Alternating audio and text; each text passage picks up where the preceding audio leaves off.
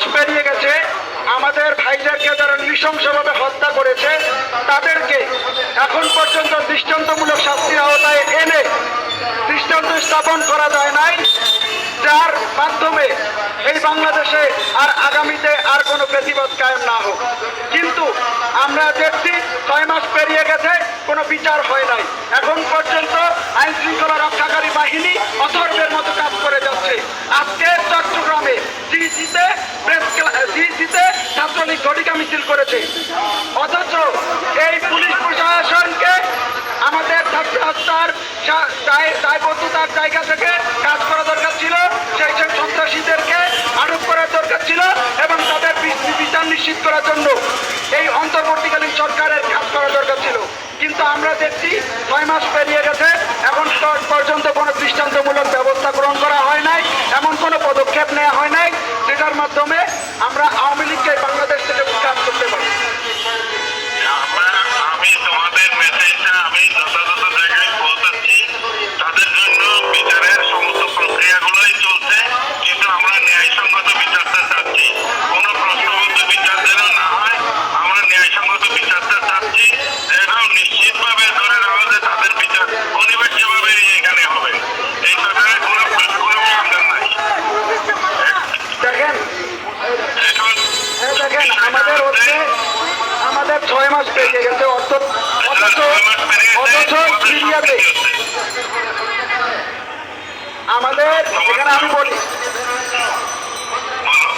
আমাদের হচ্ছে মানে এই সিরিয়াতে নতুন সরকার গঠন হওয়ার পরপরই সংবিধান বাতিল হয়েছে, ওই দল নিষিদ্ধ হয়েছে, তারপর হচ্ছে 35 জনকে দৃষ্টান্তমূলক শাস্তির আওতায় নিয়ে আসা হয়েছে। অথচ এই যে সন্ত্রাসীরা, এই যে নেতারা যারা 15 বছর প্রতিবাদ কাঠামো কায়েম করে এই দেশে খুন করেছে বৈষম্য বিরোধী ছাত্র আন্দোলনে আমাদের ভাইদেরকে খুনের সাথে জড়িত, তাদেরকে এখন পর্যন্ত তারা চিহ্নিত হওয়ার পরে তাদেরকে এখন পর্যন্ত বিচারের আওতায় আনা হয় নাই। তারা যখন জেল থেকে বের হয়, আদালত থেকে বের হয়, তাৎকালিয়া হাতে এতে আমরা মনে করি যে আমাদের সেই সব শহীদ ভাইরা কষ্ট পায়, তাদের সাথে বেইমানি করা হচ্ছে। আমরা দৃশ্যমান পদক্ষেপ চাই, কয়দিনের মধ্যে বিচার করবে সেটা আমাদেরকে জানাইতে হবে, নইলে আমরা এখানে অনেকে সকাল থেকে না খেয়ে আসি, প্রয়োজনে না খেয়ে মরে যাব, আমরা এখানে রাজপথে থাকবো। তোমাদেরকে আমি আশ্বস্ত করছি যে আমরা বিচারের প্রক্রিয়ার মধ্যে আছি। আমরা চাচ্ছি ন্যায় বিচার করতে। আমরা তো সংবিধান বাতিল করেই আসি নাই, সংবিধান বাতিল করে এই মাদ্রাসে কোনো কিছু নিয়ে আমরা আসি নাই। আমরা তো সাংবিধানিক ভাবে বিধিগতভাবে এইসব কাজগুলো আমরা করছি, যে বিচার যেন প্রস্তাবিত না হয় কোনো রকম। আমার মনে হচ্ছে এখানে প্রশ্নবিদ্ধ হওয়ার কিছু নাই। আমি এই মুহূর্তে আইন উপদেষ্টা অথবা পররাষ্ট্র উপদেষ্টা, স্বরাষ্ট্র উপদেষ্টা কেউ একজন ফোন দিলে তার কাছে আমি জবাবদিহিতা চাইবো যে এখন পর্যন্ত বিচার কেন হয় নাই। নইলে তারা যদি ফোন না দেয় এখানে রাস্তায় না খেয়ে মারা দেবো আমরা এখানেই সাহায্যকরণ করবো।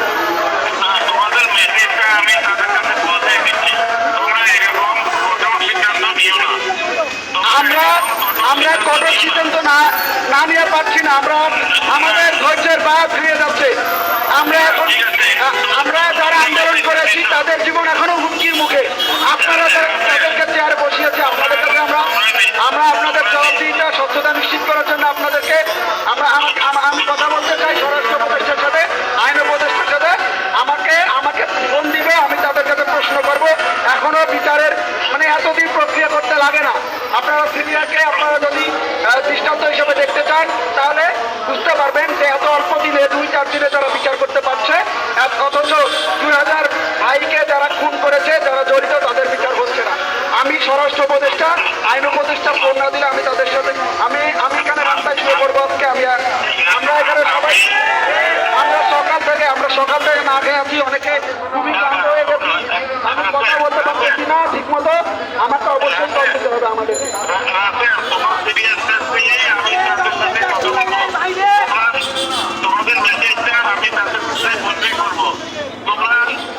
ঠিক আছে, আমরা এখানে অবস্থান করছি, আমরা এখনো এখানে অবস্থান করছি, আমরা না খেয়ে যাচ্ছি, সমস্যা নেই।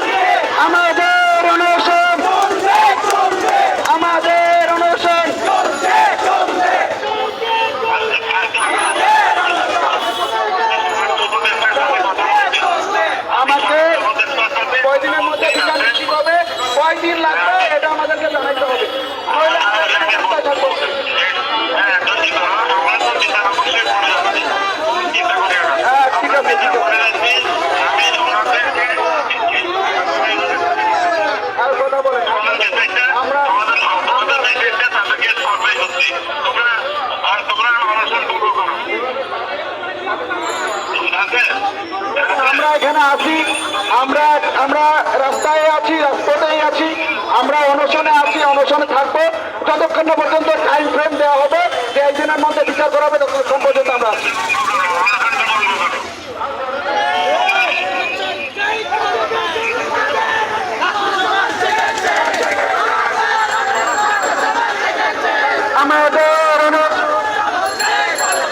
আমাদের অনশন